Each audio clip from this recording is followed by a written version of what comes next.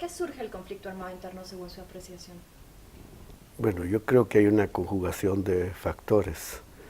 Un factor fundamental es el cierre de los espacios políticos y luego pues las condiciones materiales de existencia de la población. Pero aunque hayan condiciones materiales de existencia que podrían explicar el surgimiento del conflicto, la pobreza, la exclusión, etcétera, si hay un espacio político para librar esa lucha en contra de esas dramáticas condiciones, pues el conflicto no se vuelve armado. Pero en la medida en que se cerraron los espacios políticos, entonces la lucha por la transformación del país no encontró espacios. Y creo que la única opción que se dejó fue la opción de la guerra. ¿Cuánto tuvo que ver el contexto internacional que estábamos viviendo en este momento para promover esta guerra? Bueno, las causas fundamentales yo sigo pensando que fueron internas, pero sin duda el contexto internacional es también fundamental. Y eso hace que estas luchas de los pueblos por su liberación se den en medio de la Guerra Fría y por consiguiente no se pueden abstraer de esa realidad en la medida en que un resultado victorioso de los proyectos revolucionarios eran adversos a los intereses norteamericanos. Si estamos hablando de luchas de pueblos por su liberación, ¿de qué se estaban liberando estos pueblos en este contexto histórico? Bueno, de lo que refería, buscando caminos de solución a los problemas estructurales e históricos de pobreza, de exclusión, etcétera, y a las condiciones concretas de falta de espacios políticos para librar esas luchas por otros medios. Durante todos estos años de guerra en los que estuvo sometido Guatemala, ¿cuál según usted fue el momento más duro? Bueno, yo creo que depende desde qué perspectiva, porque desde una perspectiva individual, la muerte de un compañero o la muerte de un familiar creo que es lo más duro que pueda haber. Es decir, a veces el momento más duro se quiere plantear en términos macros, pero en términos concretos, en términos humanos, creo yo que es el sufrimiento de la guerra. La guerra es un fenómeno inhumano, entonces yo creo que los momentos más duros tienen que ver con las pérdidas que cada quien tiene en relación a su ámbito afectivo. ¿Y la época más dura o el incidente más duro o el hecho más duro que surge de una guerra con las características de la guatemalteca? Bueno, yo creo que ahí fue la decisión del Estado de Guatemala, y ahí pensaría yo la responsabilidad fundamental que tienen los sectores oligárquicos de este país y su alianza con los Estados Unidos de utilizar al ejército en una guerra generalizada, en una política contrainsurgente, donde se definió un enemigo interno y se puso al Estado en función de eliminar ese enemigo interno y su real o supuesta base de apoyo. Yo creo que esa decisión del Estado de Guatemala, pero repito, no es un Estado en abstracto, son las fuerzas oligárquicas en alianza con el imperio y utilizando al ejército, de callar a sangre y fuego la insurrección, creo que fue el elemento más dramático del conflicto. Estamos haciendo una evaluación 20 años después de la firma de los acuerdos de paz. ¿Cómo evalúa ahora el papel que jugó la guerrilla? Primero en los años de guerra, después en el proceso de negociación. Empecemos por los años de guerra. Bueno, en los años de guerra, la guerrilla lo que expresa es la única opción que quedó para librar la lucha política. Es decir, yo creo que no había, la generación nuestra, estoy hablando de la generación de los años 60, yo creo que a nosotros no nos dejaron otra opción más que recurrir a esa vía para librar la lucha política por transformar el país. Esa creo yo que es la decisión fundamental que toma la guerrilla, no como una decisión que responda simplemente al albedrío de quienes estábamos ahí incorporados, sino que una decisión impuesta, porque se cerraron todos los espacios. Entonces la decisión de no claudicar, de continuar la lucha por los medios que fueran necesarios, creo que ese es un aporte sustancial. Hablemos un poco de su experiencia personal y cómo se involucra usted con esta lucha. ¿Cuál fue el elemento que le ayudó a usted a tomar esta decisión? Bueno, a mí en lo personal, lo que me creó las condiciones concretas de incorporación fue lo que yo estaba viviendo. Yo me incorporé a las FARC en 1965, cuando tenía 15 años. Y en esa época yo estudiaba en la Escuela Normal Central para Varones y estábamos militarizados. Entonces la represión la vivíamos en carne propia, directamente en el ámbito pedagógico en que vivíamos. Y yo creo que si a eso se suma, que recuérdate que esta generación de los 60 quiso cambiar el mundo en todas partes.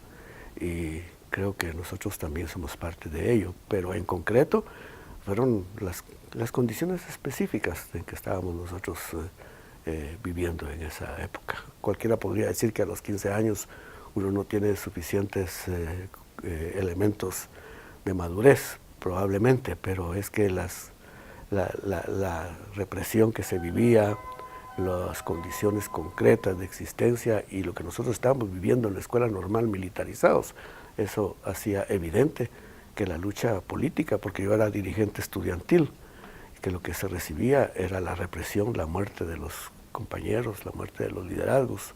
Entonces a nosotros no nos dejaron alternativa y entre ellos pues fue lo que yo viví. ¿Y es un compromiso en el que no claudicó? ¿En algún momento dado pensó dejarlo todo y decir hasta acá llegué? Pues nunca pasó esa idea por mi mente.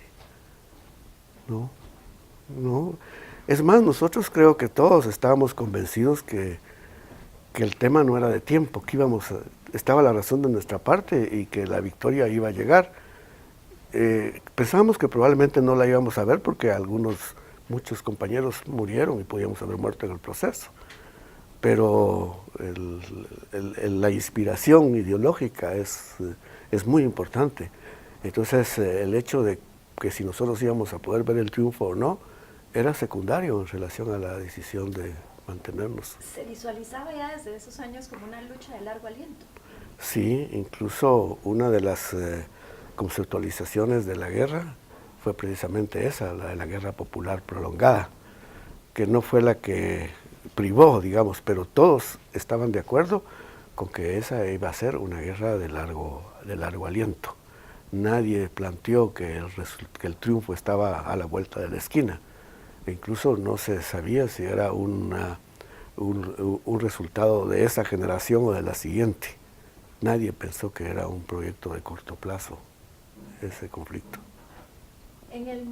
Ahora empecemos un poco a evaluar el papel que jugó el ejército. ¿Cómo lo visualizaban ustedes desde los movimientos de insurgencia?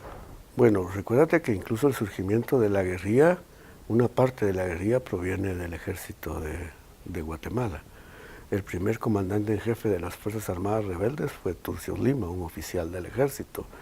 El jefe del movimiento 13 de noviembre fue otro oficial del ejército, el capitán John Sosa. Yo creo que el ejército, cuando tiene una visión patriótica y nacionalista, fácilmente transita hacia identificarse con procesos de transformación. Pero bueno, eso solo fue el inicio, porque posteriormente el ejército fue el instrumento que se utilizó, obviamente, para librar la guerra. Ahora, nosotros en las FARC nunca definimos al ejército como nuestro enemigo principal. Siempre definimos que el enemigo principal era la alianza oligárquico-imperialista y que nuestro enemigo inmediato era el ejército, porque en ese momento la confrontación tenía carácter bélico y por consiguiente el ejército era nuestro enemigo inmediato, pero nunca lo definimos como el enemigo principal. Y creo que siempre lo vimos como un instrumento de los sectores hegemónicos. ¿Cómo entender que el ejército haya llegado a ser este instrumento de los sectores hegemónicos como usted lo está definiendo? ¿Qué circunstancias se dan para que un ejército llegue a ser un instrumento? Bueno, mira, primero que paulatinamente el ejército se fue convirtiendo en el poder político fundamental del Estado. Eso es un elemento. El segundo elemento es cómo los altos mandos del ejército fueron también convirtiéndose en dueños de tierras y de medios de producción, o sea, intereses concretos de la alta oficialidad, logrados a través del poder político, que entonces ya no solo defendían los intereses de otros, sino que también ya se identificaban con los intereses que defendían. Se pervirtió el ejército a partir de las oportunidades que tuvieron altos mandos de asumir medios de producción. Ellos se fueron identificando intereses personales con los intereses de clase a los cuales ellos estaban a su servicio. Y tercero, y esto creo que es fundamental, la labor ideológica de formación o de deformación del ejército de Guatemala. Inmersos en el contexto de la Guerra Fría, la preparación no solo militar, el entrenamiento no solo militar, sino que el indoctrinamiento ideológico al ejército de Guatemala en el marco de la doctrina de seguridad nacional norteamericana. Es decir, ahí se iban a la Escuela de las Américas o se iban a los Estados Unidos, y la construcción en el imaginario del ejército de un enemigo interno que representaba intereses externos del comunismo internacional y que ellos estaban defendiendo a la patria en su confrontación con ese enemigo interno, ese odio que se crió en el ejército hacia la insurgencia, eso no es casual, eso es un elemento central del lavado de cerebro que fueron sometidos la oficialidad del ejército, y los manuales de formación de la Escuela de las Américas y los lugares donde se entrenaban en Estados Unidos claramente señalan la construcción de ese imaginario del enemigo interno que había que combatir. Al principio de esta charla hablábamos sobre cómo esta guerra surge como la intención de liberar a un pueblo. ¿Cuánto apoyo popular tenía la guerrilla en los años de la guerra y el conflicto armado interno norteamericano? Yo creo que varió. Como fue un conflicto tan largo, fueron 36 años.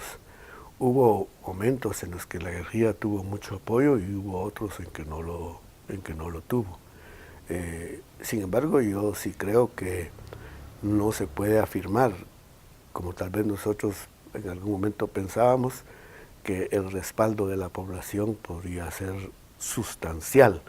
Yo creo que el movimiento revolucionario guatemalteco gozó de diferentes momentos de apoyo, pero que ese apoyo nunca fue de tal magnitud, digamos, que pudiera servir de base para una irrupción popular. Creo que es difícil decir cuál fue el nivel de apoyo si no se señalan diferentes momentos. Pienso yo que a partir de la estrategia de guerra de tierra arrasada del ejército de Guatemala, eso tuvo un impacto en la población, porque las expectativas que tenía la población, la población que estaba con el movimiento revolucionario, de poder realmente luchar por un triunfo, esa expectativa se vio sustancialmente afectada porque la respuesta que hubo de parte del Estado fue desproporcional. O sea, fue de tal magnitud que el terror logró impactar a amplios sectores de la población. Y yo creo que ahí falta todavía un análisis a mayor profundidad de qué fue lo que permitió que el ejército de Guatemala impulsara esa política de tierra arrasada y que no hubiera posibilidades de parte de las fuerzas insurrectas de contrarrestar esa política de tierra arrasada. Damos un salto en el tiempo y empezamos a hablar de la negociación de paz. ¿Cómo se abrió paso? ¿Qué abrió la puerta a una solución política en este conflicto armado interno de tan larga data? Mira, recuérdate que estábamos en medio de la administración de Ronald Reagan con su guerra sacrosanta contra el comunismo, y donde el área centroamericana se había definido como una prioridad en la política exterior de los Estados Unidos. La visión norteamericana era de una solución militar, era una visión guerrerista de lograr un triunfo sobre los movimientos revolucionarios en Centroamérica, que permitiera derrocar la revolución sandinista, evitar el triunfo del FMLN en El Salvador y derrotar y desarticular y desaparecer a la guerrilla guatemalteca. O sea, la estrategia norteamericana era una estrategia guerrerista. Entonces, sabiendo la influencia de ese poder hegemónico en la región, resulta casi un milagro que se haya podido contraponer a esa estrategia guerrerista una estrategia de negociación política para solucionar los conflictos. Y yo ubico ahí tres grandes elementos que permitieron eso. En primer lugar está Contadora, a principios de 1983, que es una iniciativa latinoamericana que no es funcional a la estrategia norteamericana. O sea, Contadora es una respuesta de América Latina a los Estados Unidos de que los conflictos en Centroamérica se deben resolver por la vía política y no como pretendían los Estados Unidos, por la vía guerrerista. El segundo elemento del cual nunca he oído yo que se hable y que es fundamental es un cónclave revolucionario de todo el movimiento revolucionario centroamericano que se dio en el primer trimestre de 1983 en La Habana, Cuba, convocados todos por el Partido Comunista Cubano. Y a esa reunión asistimos todas las organizaciones revolucionarias de Centroamérica. Y la discusión que ahí se dio fue cuál iba a ser la estrategia del movimiento revolucionario en Centroamérica ante la situación que se estaba viviendo. Si la respuesta era la guerra total en Centroamérica para enfrentar esa visión guerrerista de Ronald Reagan, o si la estrategia debía ser la negociación política. Fue una discusión como de 2 días, yo me recuerdo porque estuve allí en representación de las FARC, y la decisión mayoritaria a que se llegó en ese cónclave revolucionario, fíjate que te estoy hablando del primer semestre del 83, fue que la solución de los conflictos bélicos en Centroamérica, estoy hablando de la lucha de los sandinistas con los contras del FMLN contra el gobierno de Guatemala con el gobierno, debía de ser una solución política y no una solución guerrerista. Ahora, en esa reunión se planteó en algún momento dado dejar las armas por parte de las fuerzas armadas insurgentes en todos estos países. Es que la solución política incluye eso. Es decir, es solución política, porque recuérdate que en el caso de Nicaragua no era dejar las armas, porque en el caso de Nicaragua las fuerzas revolucionarias estaban en el poder. Era la decisión de que la solución era política, no era militar al conflicto armado. Entonces, al tomar esa decisión en el primer trimestre del 83, el movimiento revolucionario en Centroamérica, con mucha responsabilidad, y yo ahí señalo el liderazgo cubano en esa decisión, ahí se decidió que los conflictos debían de tener una solución política, no una solución militar. Este hecho no es referido, y yo creo que ahí hay un mérito sustancial, histórico, del movimiento revolucionario centroamericano al haber tomado una decisión tan valiente. Y la tercera iniciativa es Esquipulas, con la decisión de buscar soluciones políticas a los conflictos. 2 años después de esta reunión. Exactamente. Esto fue el primer trimestre del 83 y Esquipulas fue en mayo del 86. Contadora fue en enero del 83. Es decir, en el mismo trimestre se produce Contadora y se produce el cónclave revolucionario. Y luego, 3 años después, se produce Esquipulas.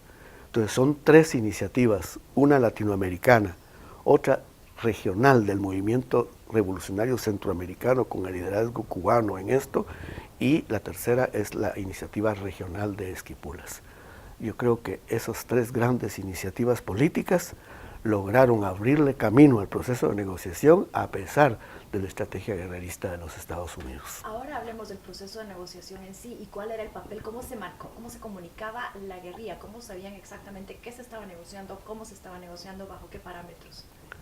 Bueno, cada organización revolucionaria tenía sus propios métodos, porque la URNG fue la coalición de 4 organizaciones, nunca fue una organización única. Yo te puedo referir en el caso de con las FARC, exactamente. Allí lo que el comandante en jefe en ese momento, que era el comandante Pablo Monsanto, decidió fue constituir una escuela política que fuera explicando de frente en frente el proceso de negociación, cómo iba ese proceso de negociación, de tal manera que la guerrilla estuviera informada del proceso y hubiera un canal también para recibir las reacciones de las bases a el proceso de negociación. Entonces, en el caso de las FARC, esa comunicación se estableció a través de una escuela política que iba de frente en frente para explicar ese proceso de negociación y retroalimentarlo. Además de que la propia comandancia también se reunía con las bases guerrilleras. Pero el mecanismo concreto fue esta escuela política. Retrocedamos unos cuantos años antes de que se inicien los procesos de negociación. ¿Cuál fue el punto de no retorno durante el conflicto armado interno? ¿De no retorno para negociar? De no retorno en el sentido de hasta acá llegamos. Bueno, mira, esa fue una decisión sustancial, porque en qué momento la negociación dejó de ser un elemento táctico y se convirtió en un elemento estratégico. Un elemento táctico, ¿a qué me refiero? Era la negociación una manera simplemente de justificar la continuidad de la guerra por ambas partes. O sea, la guerrilla queriendo hacer ver que quería negociar, pero que el Estado de Guatemala no, y por su parte el Estado y el gobierno de Guatemala también dando muestras que quería negociar y que la insurgencia no estaba de acuerdo. Mientras se mantuvo así, la negociación fue táctica, fue realmente para justificar la continuidad. Pero en el momento en el cual se entendió que la negociación efectivamente era una puerta de salida al conflicto armado, que permitía un acuerdo para continuar la lucha por otros medios, porque los medios militares ya eran innecesarios, ese es el momento que define la negociación como la vía para solucionar el conflicto. No creo que se pueda decir fue tal día, fue tal fecha, porque fue un proceso de comprensión de que la negociación no era táctica, sino que era estratégica. Y hablando del proceso de negociación, ¿qué momento destaca usted por sobre otros, en donde usted, desde su perspectiva, dijo, esto está avanzando? Bueno, yo creo que para mí el cónclave revolucionario al que hice referencia es el momento en el cual los movimientos revolucionarios en Centroamérica toman la decisión de luchar porque haya una solución política al conflicto. Es decir, fue una decisión del movimiento revolucionario centroamericano. Y regresando a los años del proceso de negociación, ¿qué anécdotas recuerda? Un par de anécdotas que nos pueda compartir sobre los momentos más significativos de todo este proceso que surge en 1986 y concluye 10 años después.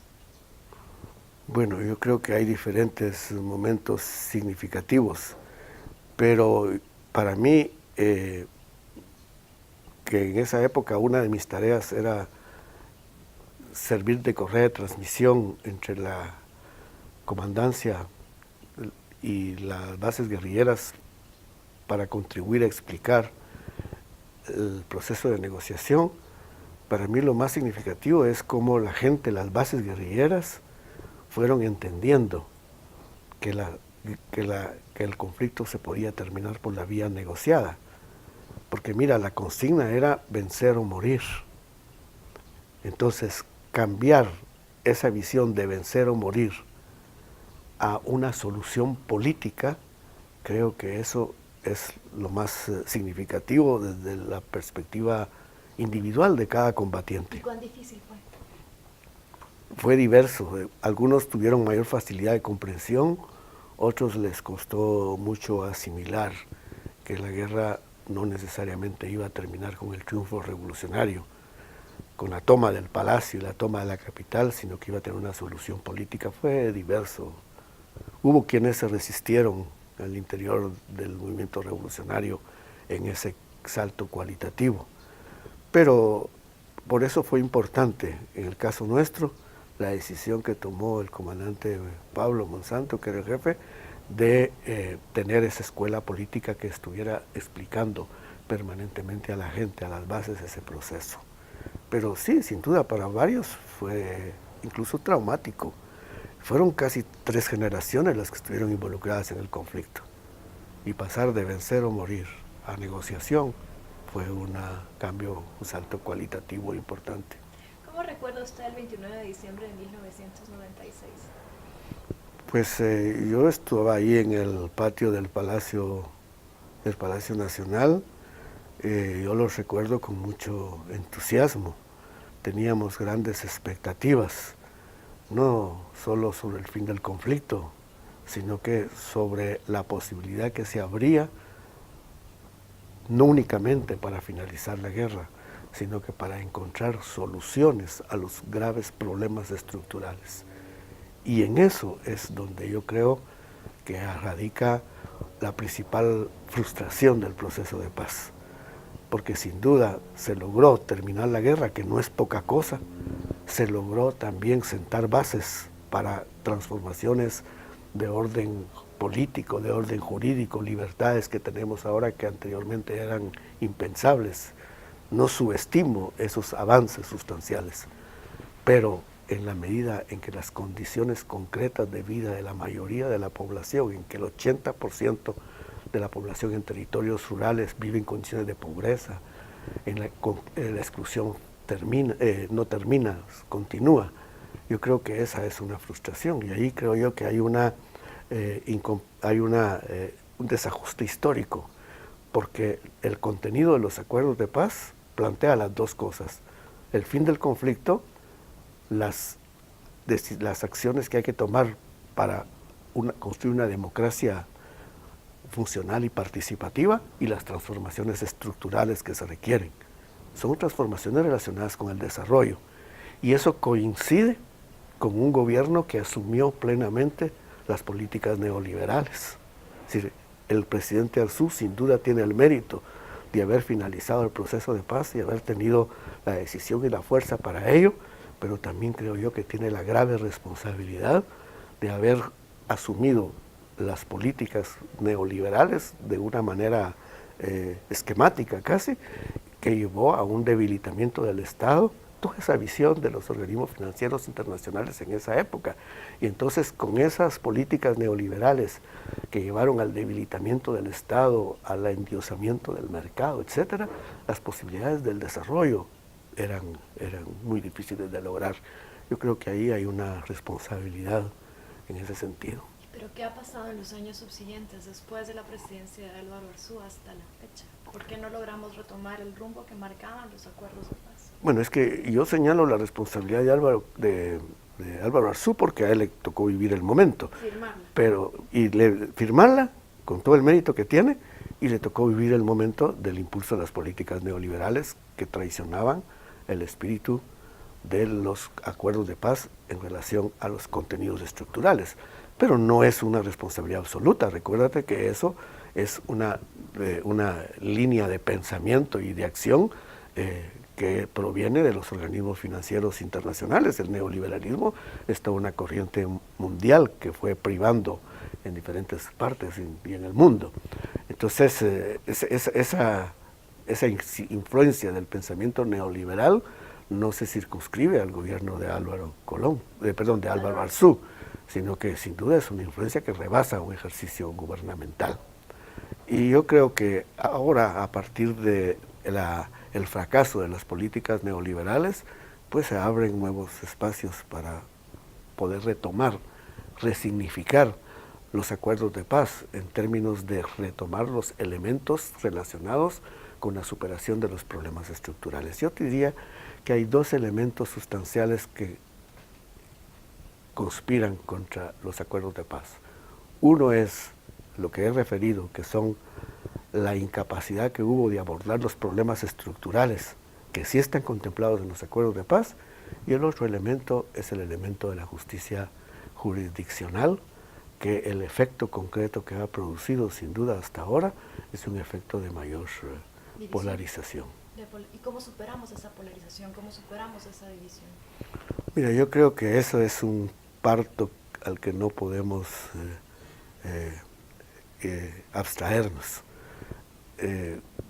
Mi visión crítica es que las partes, al negociar este tema, pensaron más en términos de cómo proteger la impunidad que se podía tener por los delitos cometidos, y menos en la necesidad de encontrar una justicia que tendiera un puente hacia la reconciliación. Y creo que esa visión tan limitada la estamos pagando ahora. Sudáfrica, por ejemplo, fue mucho más creativo, porque permitió una justicia que donde la impunidad fue descartada, porque hubo procesos, se supo la verdad, pero al mismo tiempo ofreció una oportunidad a quienes resultaron inmersos en ello. Yo creo que en el caso de Guatemala se va a requerir todavía mucha maduración para ver de qué manera la justicia transicional, que sin duda es necesaria, porque no puede quedar en la impunidad todo lo sucedido, pero cómo esa justicia transicional puede superar los niveles de polarización que sin duda ha producido, porque no es tan cierto simplemente decir, suena bien, pero no es tan cierto decir que la verdad y la justicia van a permitir la reconciliación. Yo creo que es importante pensar cómo la justicia transicional sirve a esa reconciliación. ¿Y cuánto pesa el elemento de falta de conocimiento en general de la población de lo que pasó estos años? Sí, sin duda es un elemento importante, porque después de 20 años de firmar la paz, las personas que ahora tienen 30 años tenían 10 años en esa época. O sea, todo este tema de la guerra, de la negociación y del alcance de la paz es un tema que es extraño al imaginario de las nuevas generaciones que ahora constituyen la mayoría del país, por eso, de la población del país. Por eso es que es importante rescatar esa memoria histórica que nos permita valorar lo que sucedió, pero también que nos permita resignificar el contenido de ese proceso. ¿Tendríamos que seguir en la senda de lo que planteaban los acuerdos de paz o inventarnos un nuevo contrato social? Es que yo creo que las bases sustanciales de ese contrato están planteadas en los acuerdos de paz. Lo que hay que hacer es traer ese contenido del siglo XX al siglo XXI. Y así es como yo entiendo la resignificación de los acuerdos. En términos programáticos quiere decir cómo esos contenidos de los acuerdos de paz que abordan problemas que no se han solucionado, cómo esos contenidos en los elementos esenciales se adecúan a las nuevas condiciones nacionales, regionales y mundiales. Es un esfuerzo de adecuación del contenido de esos acuerdos a las condiciones actuales. Y yo creo que en este país sigue siendo indispensable un acuerdo nacional, una concertación nacional. Hemos desperdiciado las oportunidades de llegar a ello, porque las tuvimos con los acuerdos de paz y el aprovechamiento que hicimos fue insuficiente.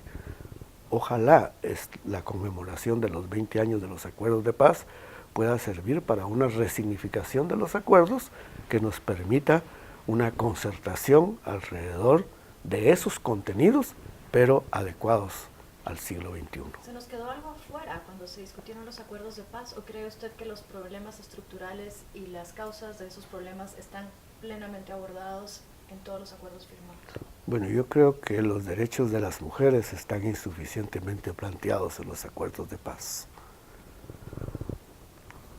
Y pienso que la realidad mundial en relación a las necesidades del desarrollo y la paz, y la realidad regional y la realidad nacional, cuentan ahora con un elemento que anteriormente no existía, que es el elemento del narcotráfico y el crimen organizado, que hay que resolver también, y que eso no fue parte de las preocupaciones en el desarrollo de la agenda de los acuerdos de paz.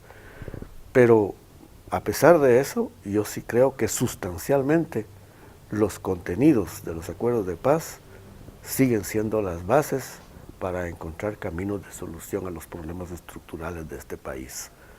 No es necesario repensar otra vez. Lo que hay que hacer es adecuar ese contenido a las condiciones actuales. Usted estuvo ahí el 29 de diciembre de 1996 y dice que se percibía mucho entusiasmo. ¿Cómo recuperamos ese entusiasmo como sociedad? Yo creo que allí el entusiasmo es producto de la idea de que algo se puede hacer, porque nadie se entusiasma con lo imposible. Todos nos entusiasmamos con algo que podamos, que creemos que podamos hacer. Y sin duda, hasta ahora, el Estado de Guatemala ha estado incapacitado de resolver esos problemas estructurales a los que he hecho referencia.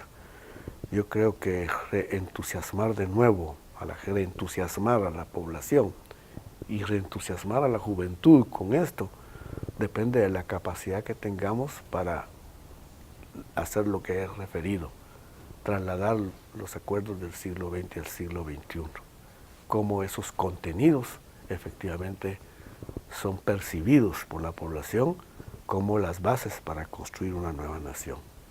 Muchísimas gracias.